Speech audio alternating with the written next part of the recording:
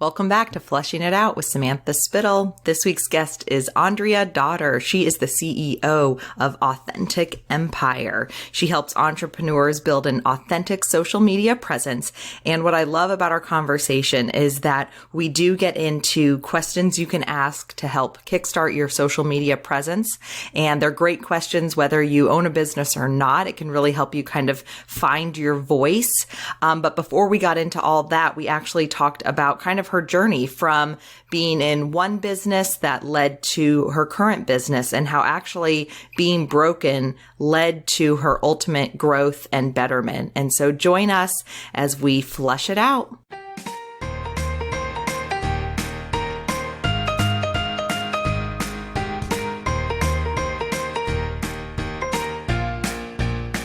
Coming to you from the M&M Exterior Studio in Nooksville, Virginia, this is Flushing It Out with Samantha Spittle, the introvert's extrovert. She talks to people so you don't have to. For now.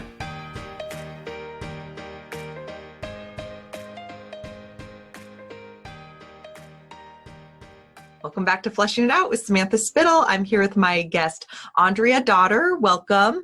Thank you. Did I say your last name right? You did. You absolutely did. I always ask ahead of time, and I forgot to ask you, and it's like an ongoing private behind-the-scenes jokes of always wanting to get the names right. So thank you, Andrea, for coming.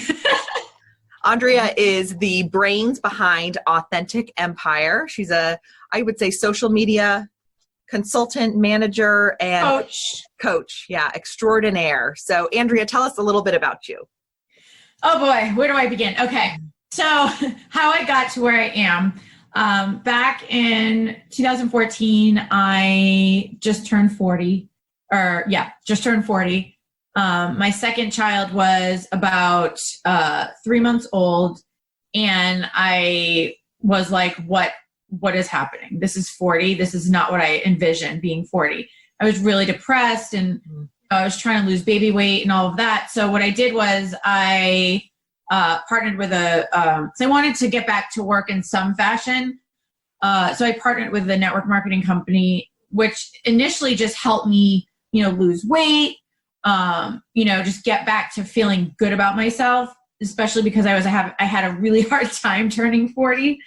And it kind of evolved into where I actually started to do that kind of business, because in the very beginning, it was natural. It was like, I was losing weight and people kept asking me what I was doing. And, it was kind of like it was sort of still, so it was with Beachbody, and they hadn't reached really their peak yet. They were just about to. So it was a kind of a good time to step into that.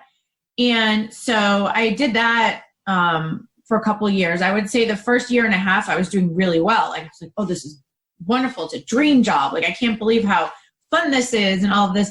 And then all of a sudden things started to go downhill, and I couldn't figure out why. And I was working, so much more every week. Like, you're talking like 80 hours plus, weekends and, nights. It was, and I was doing all of the things that I was told to do, that I was taught to do, that was recommended to me, and just things weren't moving.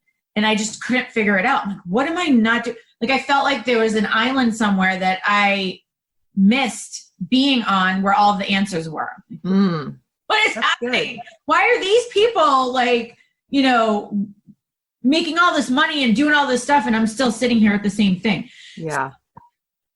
Summer of 2017, I went to my last, it's like their yearly convention. And my husband was with me, and I was with a couple of, girls that were on my team, and we were sitting in this opening ceremony thing. And, I was all excited, like, oh, this is so much fun. And then the things, the festivities started. They were bringing out like the big, kahunas, if you will, because they were going to tell you all about, their success and everything, and tell you that, you could have this too. And, all that stuff. And like, all of a sudden I just, like, something washed over me, and I was like, what am I doing? I haven't progressed since this was my fourth convention, and I was at the same kind of place or rank, whatever you want to, that I was the first one. And And I had been frustrated even before that, trying to figure out like, what's going on? Why can't I succeed? And, of course they tell you, well, you must not be doing something, it's all you, like, and I was doing everything. So my self-esteem took a hit. Like, it was a really bad time. And even my husband, who was sitting right next to me, he said, all of a sudden your face just went, like, you look like you're about to have a breakdown. And I did. That the rest of that time we were there, we even had a fight where he went and stayed at a hotel for a night because it was just really, and that kind of triggered like this downward spiral I had that summer. And, trying to figure out like, where am I going? Like I'm, at that point I was 43, right? Yeah. I don't even know math, 43. And I'm like, well, I thought I had this great business and I was doing really well. Like, okay, now what am I doing? Like I can't even make this work, and, just kind of, and I already struggle with anxiety, depression, low self-esteem, because when that business, it helped me in the beginning, like lift my self-esteem and kind of got me out of my shell. But then it slowly, because I was equating the lack of my success to me, not being enough, You need to say that again, because that is like, as I was listening to you, I was thinking, okay, because I have a background with direct sales too. And, it was a great experience. Like I have so many like happy, good memories from it. And I had some anxiety of switching away from it because there was that feeling of like, I don't want it to be a bad thing. It was good. Yeah. And so I was thinking in my head, like, it's so amazing how, everyone has similar yet different stories. And it goes to show like, there's no one path that works for everyone. And so it could be an amazing opportunity for some. And also I always go back to the reason, season, lifetime. Yeah. Like, they say with people, they're in your life, but also, with my background, it was like, this could be something that just helps build you up or helps give you, set you into this direction. So anyway, I was thinking about all that. So when you just said what you said about you were struggling with these feelings and you equated your success there to how you were feeling about yourself, it's like, that is the aha moment that I feel like if you're listening to anyone's story and comparing it to yourself, or you're in your own story and you're comparing it, that like, and that's why it goes to show like, it's like how it's not about the business. Like it's not about the company. It's not about the industry. So like, if we're going to say like the direct sales of this, it's like anything, it could look like anything. Yeah. Because the real heart of the issue was equating your success to your self-worth. Absolutely. And so many of us do that. I know I'm guilty of it too. So that's why I was like, hold on.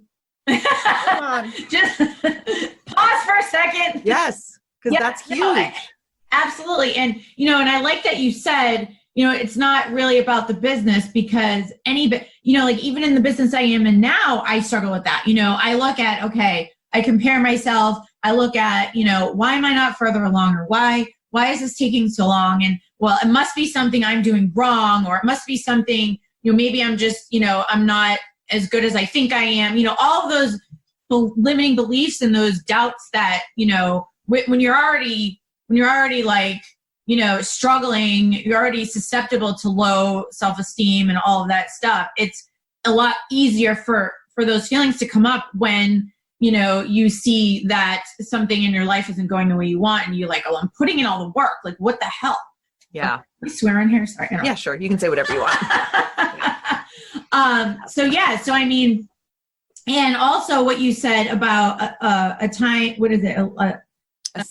Like a reason, season, or a lifetime. Yeah. So at the time I was like, I can't believe this is happening. What is going on? Why did I start doing this? Like, it's ruining my life. It literally almost ruined my marriage. Like, I was like this close to being like, screw everything. I mean, that's how bad it was. Mm-hmm. And, thankfully we went to counseling, and then I went to my own therapy. Yes. And over, even the course of a couple of years, but prior to that, people had started to tell me things like, you're really good at social media, or how do you do this? Like, how do you, like, your posts are so good. Like, they'll just make comments like, oh my God, I always see you on there. You're like a celebrity on there. I'm like, no, I'm not. Don't ever say that. But like, people were just it was like these little seeds were planted. Like I should be doing that for a living. And everyone was like, you should do this. Like people get paid to do this. This is something you're good at and you should do. And of course, at the time I wasn't hearing it, I'm like, well, nobody's going to listen to me. Like I'm not anybody. Like who the hell is going to, but when it came down to it, when it came down to that, like pretty much rock bottom, I said, I have nothing to lose right now because I'm already way down here. Isn't that the beauty of rock bottom? Like, yes. Like you have nowhere else to go. I may as well friggin' try this and see what happens, And so that like ended the summer into the fall of 2017 is when I launched this. And of course I had no idea what I was doing. I'm like, I have no clue. Like, yeah, I ran I had that business before, but I really didn't consider it my business because, there was still a CEO. There was still, I wasn't creating any products or anything. It was kind of like a independent contractor. So this, I had to create everything from the ground up. I'm like, I don't know what to do. So I just, I leaned on a friend of mine who was going through the exact same thing in Beachbody with her stuff. And she was trying to transition. So we really, like leaned on each other and helped each other. Like she would send me things and I would send her things like, I'm trying this, let's try this. So, and it just kind of evolved from there to where I am now. And I will tell you, I don't think that if, as much as I say, that experience just ruined, my life almost, if it wasn't for that, I wouldn't be doing what I'm doing. Well, and also you went to therapy. I don't want to brush over that because I commend you and I want to be more open with, the power of therapy, counseling, things like that. And so it's like, and just because of where I come from with my life and faith and things like that, it's like totally like you went through that. And, like I said before, some people will succeed and thrive, but it sounds like it was used the way it needed to be used for you because you said you almost lost your marriage and you guys went to counseling. Well, what if you would have made it about the business and then ended your marriage when really all the business did was shine a light on areas of your own, things that were talk a lot about like the trauma on the inside, and these core wounds we have that Christina talks about, Christina Ammerman, past guest.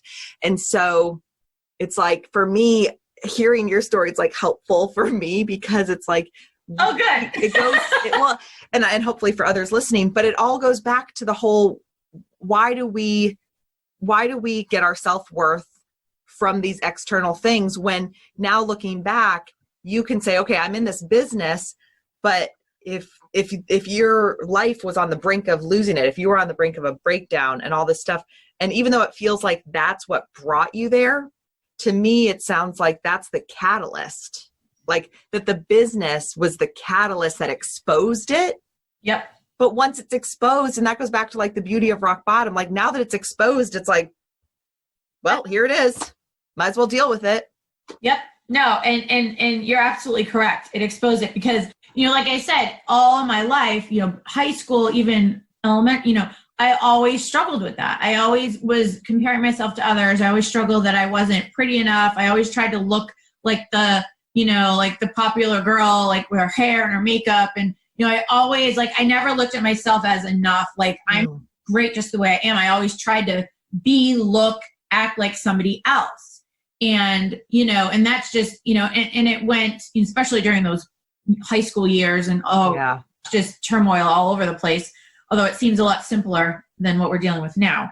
But, I was never a popular person in school. I had a group of friends, but I was always looking at the popular group and I'm like, what do they have that I don't? Oh, they're prettier, they're cheerleaders, and I just always struggled with that. I hated the way I looked. I didn't I always said I wanted a nose job. It was just stupid things. But, to me, those were all things that, like I said, I equated my self-worth to. And of course, as I got older, I started to understand that that's not all that there is, but it still wouldn't go away. And I've been in and out of therapy for, since my 20s.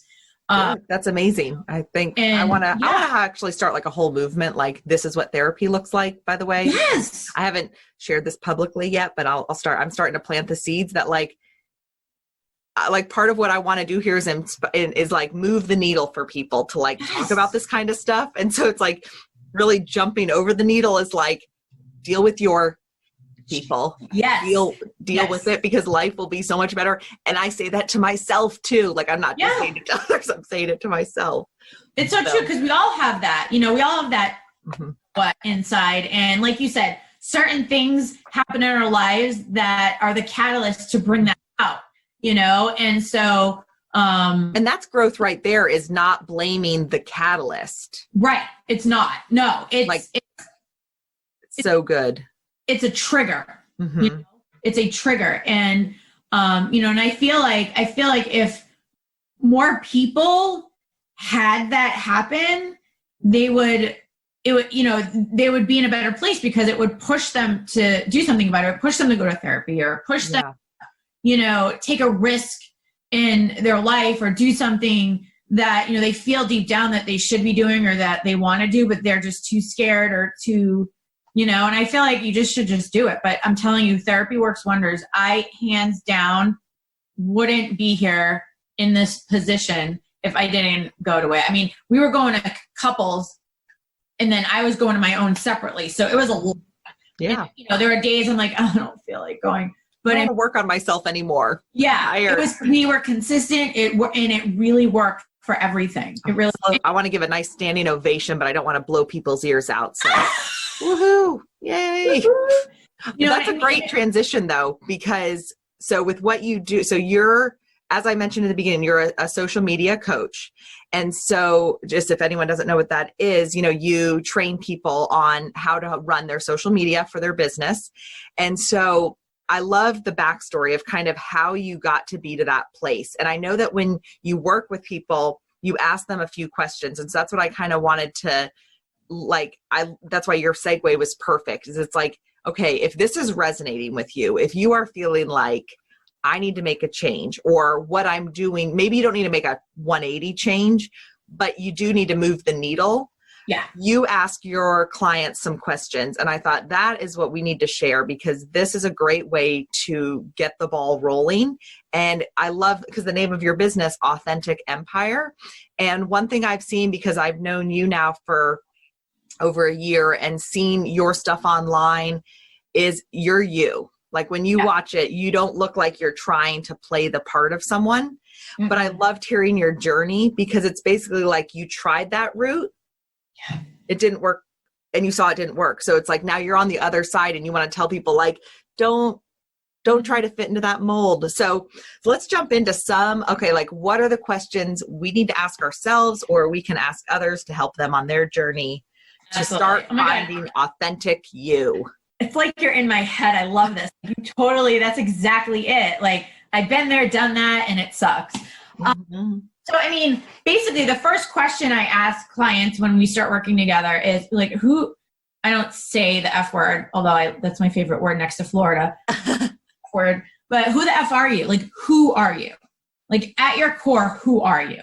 And these are questions that, you can't just answer on a whim. You want to sit down and think about it, because there's so many different layers to people. Yeah. So who are you? And then the next one is like, what do you love? Like, what lights you up?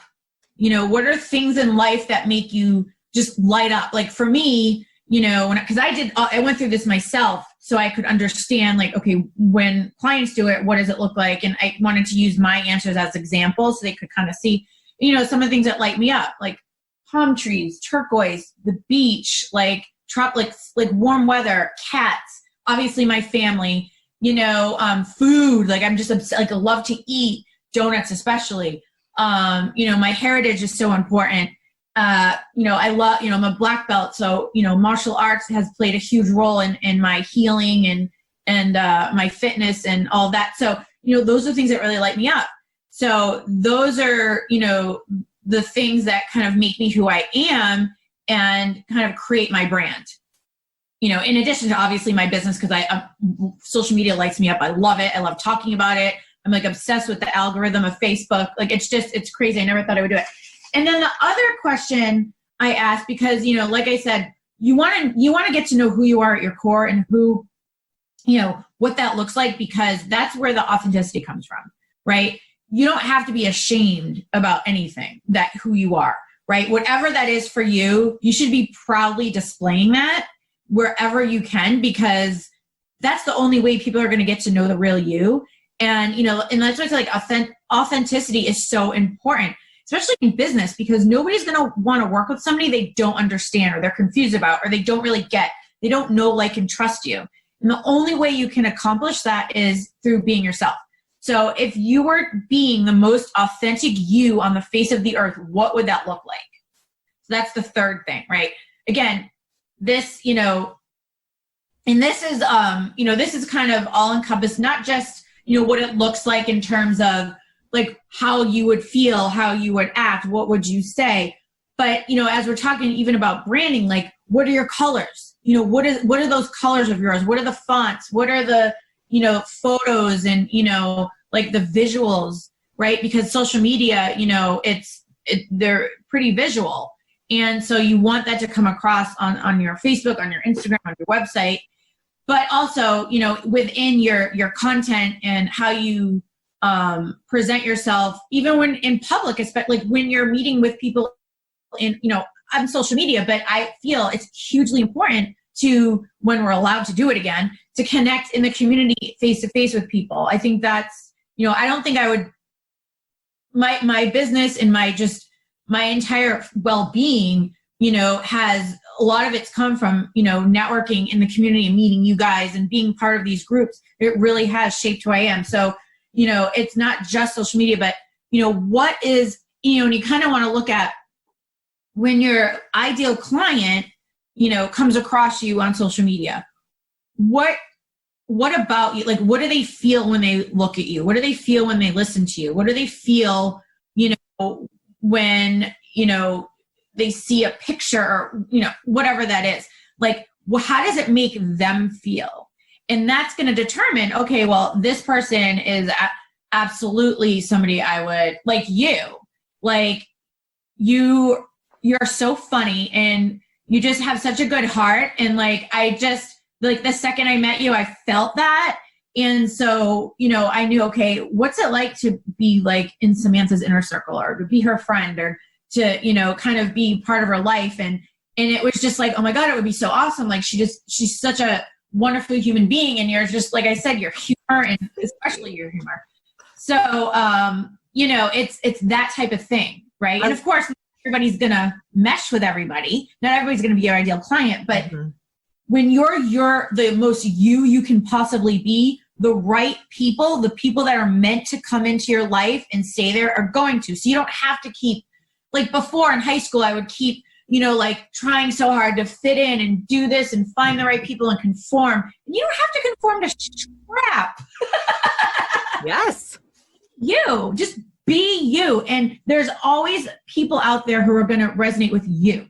It's not a matter of finding and being, everybody's cup of tea. It's being that cup of tea to the people who really, really feel that connection. I love that. It's like, yeah, we can't be all things for everyone. No, like, love that. Lean into you. And you said something, thank you so much for all those kind words. I appreciate it. And you said something that I feel like I have not heard often. And so you said, how does your ideal client feel when they see you and your brand? I thought that is really powerful to think, because a lot of times when you talk to people with marketing and business, it's always, what does your ideal client look like? What do they do? Right. What do they, and it's all good questions. I never thought about saying, how do they feel? Because for me and, with what I do, it's like, that's just spot on. Like, I want them to have a feeling, but that's true in any business. It is. And especially because people come to you, like if you have a product or a service, you're solving someone's problem. Mm-hmm. And so I think sometimes we think about, how do they feel now? They feel this problem. But I love the idea of, what do we want them to feel after and during being with us? Yes. That's huge. Awesome. Yeah. I mean, you want them to feel what it's like to work with you, and you want to help them because, like you said, it's a product or service. People are not, they're not necessarily care about the actual product or service. They care about the, becoming a better version of themselves. What is their life going to look like when, you help them, when their problem is solved, right? And that's really where it comes down to the feeling, because you think about it, there's like a dime a dozen of me. There's a dime a dozen health coaches. There's there's many. So, but there's only one you. Exactly. And what makes somebody want to work with you? And that's what I, try to help my clients get to that place. You don't have to work with everybody, but you have to form your own thing that those people will want to come to you. Yeah. So, as we start to kind of wrap up, to review your 3 questions, because I know if people are like, shoot, I need to think of those again. Sure. So, who are you? Yep. What lights you up? What do you love? And what does the most authentic you look like? Yep. Okay, so that's in your head, people. My question for you is now, okay, I'm going to try to answer those questions, but I'm having a hard time. So what do you do to kind of help your clients push through that block of like, I don't know, I like what I like, or, how can you push them? So part of it is just being unapologetic about it. Like, I feel like, even though I say take some time to answer the questions, I also, because I want people to think, right? There's like I said, there's so many different layers. So I feel like just just write anything that comes to your mind down. Don't question it. Don't look at it and go, is that kind of weird or is that too much? None of that matters. Just start writing things down. The more, the crazier it sounds, it doesn't matter. Write it all down. What is that? Right? Maybe, another thing too is, I have them visualize certain situations and how they would handle them, like the real you. Like if somebody were to cut you off in traffic, what would the real you do? And I can tell you the real me is usually not very nice. Or something like that. Like, what would the real you do? And, not that you have to go out and, do these things, like you don't want to, commit a crime or anything, but you should be, okay, yeah, I do that. I flip people off, or I honk at them, or I swear at them. Like that's just me, and I'm working on it. You can say, I'm working on, not doing that as often, but it's okay to admit that you do things like that. It's okay. And so, and just like kind of pushing through those limiting beliefs that are kind of, blocking you. But yeah, just start writing everything that comes to your mind. I was just writing some things that were coming to my mind of things that you were saying. Go back to when you were young. Like, what did you love? Like, do you still love those things now? Like, how would you do things now for, there's just so many different things, but yeah, just start writing and don't stop. That is so great. I think that's perfect, because I think even if you don't have a business, even if, I think that these are questions that are good to periodically ask ourselves, because, so much of us are burning out. And that's why we're, because we are recording this during the quarantine, it's a chance for a lot of people to be forced to slow down, but it's also showing us how burned out we are. And one of the a piece of advice I've seen is, when things go back to the new normal, because it'll definitely be new, what do you want to hold on to and what do you want to let go of? Because you don't have to go back to everything that you did before. And so I think starting to ask these questions of, like I said, what really lights you up? Yeah. What do you get excited about? Because now we have this unique time where things are canceled, and it's like, what are the things that your heart is truly broken for not being able to do? And then what's the other stuff where you're like, meh, whatever. Yeah. And like, it's, it's tragic right now. I'm not saying, but it's like, it is an opportunity though. And that actually goes back to kind of tie into the beginning, with going through the hard time you went through. It presented that opportunity for growth. And I feel like anytime I usually say when shit hits the fan, that's the time, like, do we run towards growth or do we turn away from it? And so it stinks. Like, there's no doubt about it that, like, the hitting rock bottom, stuff hitting the fan, like, it's never good. It never feels like, yay. Yeah. We don't want, like, excited about it. Yes. We choose how we react to it, I guess. Right. Mm-hmm. What is that saying when you said it's we grow through what we go through. I heard that. Yeah, that's a good one. Yeah. Yeah. Said it, but. Yeah. And like I said, I've been thinking about a lot lately how it's like, it's through those hard times that we do grow. And so you can say, okay, I don't want any hard times, but then do you want to stay there? And an image that gets brought out a lot is, like refining the silver through the fire, and how fire refines things. And it's like, no one wants to be burned. No one wants to go through that. But that is what builds us into stronger people. It can build our faith. It can build our marriages, our families. And like, it's just, I think, kind of having that mindset shift, using that to say, okay, like I said, going back to your questions, like, who are you? And that when you can be encouraged to be the most you are, that's when success comes. Heck yes. And that's awesome. It's a perfect time to do it.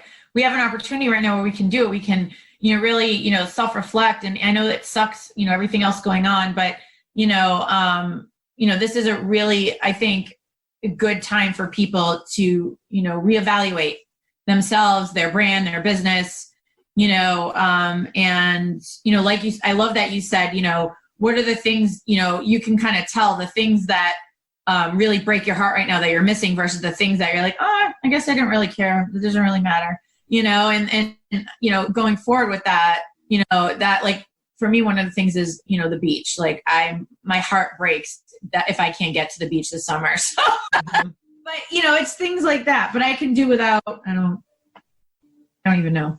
Yeah. But that was a really good analogy. Yeah. I like that. Well, Andrea, thank you so much for sharing all of your insight, and thank you for sharing your heart too, because I think, so often in our journeys, it's sometimes hard to share. And I think the more, we share, like I said, I'm inspired to hear others, and it's, it inspires you to want to share like your own and kind of work on your own stuff. And so thank you for sharing. You're welcome. There's nothing to be ashamed of. We all have our stuff, and there's, we should be proud of it.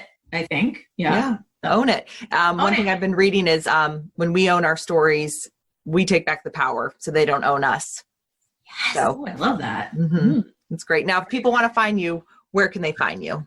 So they can find me on Facebook. Andrea Marie Dotterer is my personal profile. My business page on Facebook is Authentic Empire LLC. My website, andreadotterer.com. And then on Instagram, XO_authentically_Andrea. Awesome.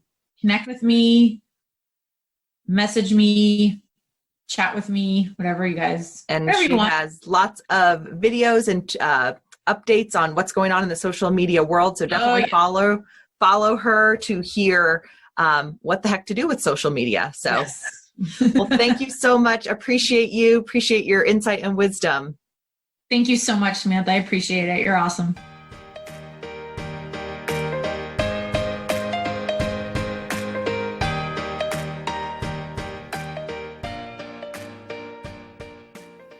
And that's a wrap for now.